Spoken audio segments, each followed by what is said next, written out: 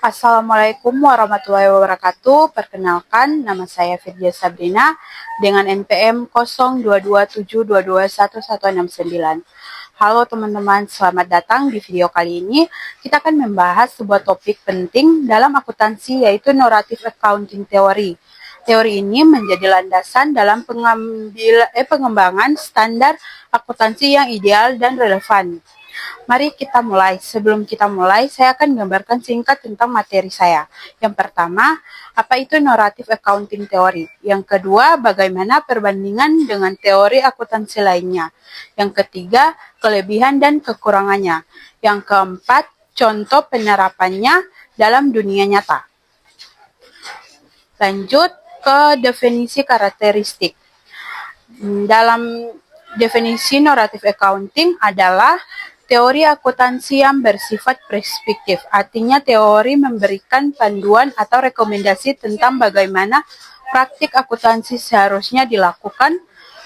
Fokusnya adalah pada pengembangan prinsip-prinsip ideal untuk menghasilkan laporan keuangan yang relevan dan bermanfaat.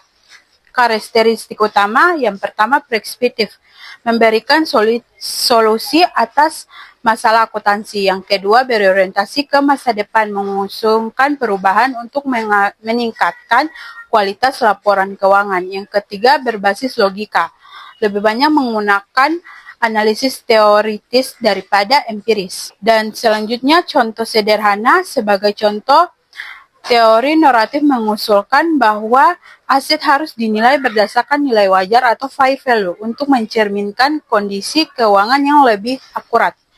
Selanjutnya, sejarah dan latar belakang awal munculnya Narrative Accounting Theory berkembang pada tahun 1950-an hingga 1970-an. Saat para akademis mulai menyadari bahwa standar akuntansi harus mencerminkan kebutuhan pengambilan keputusan. Selanjutnya, perkembangan teori ini kemudian menjadi dasar bagi pengembangan standar akuntansi modern seperti IFRS dan PSAK di Indonesia. Lanjut, perbandingan dengan Positive Accounting Theory.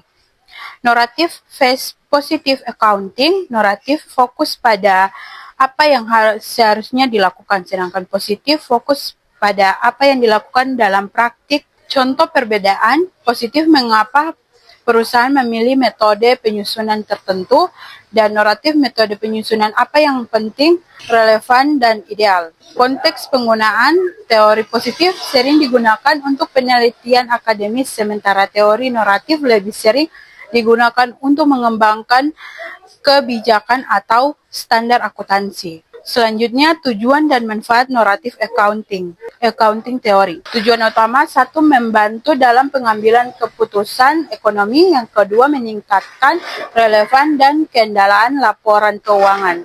Yang ketiga, mendorong transparansi dan akuntabilitas perusahaan. Dan selanjutnya, manfaat praktis.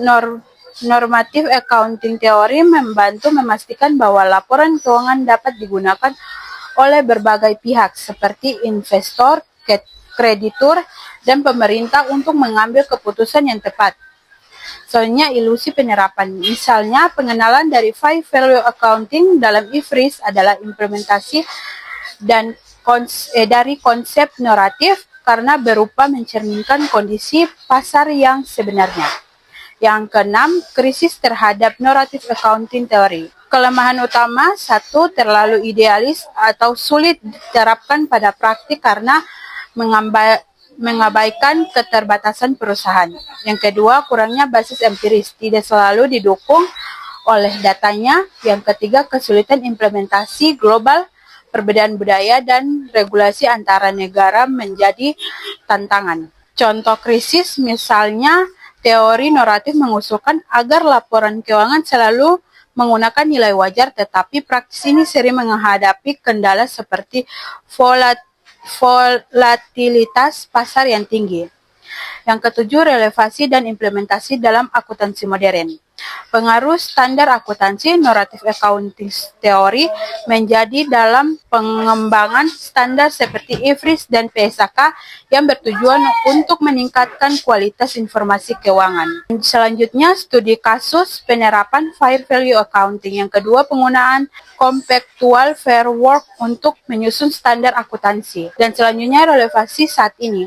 Meskipun menghadapi kritik, teori ini tetap relevan karena mendorong praktik akuntansi yang lebih transparansi dan konsisten. Selanjutnya, kesimpulan Narrative Accounting Theory adalah pendekatan yang sangat berpengaruh dalam akuntansi meskipun memiliki kelemahan. Teori membantu menciptakan panduan ideal untuk praktik akuntansi yang lebih baik.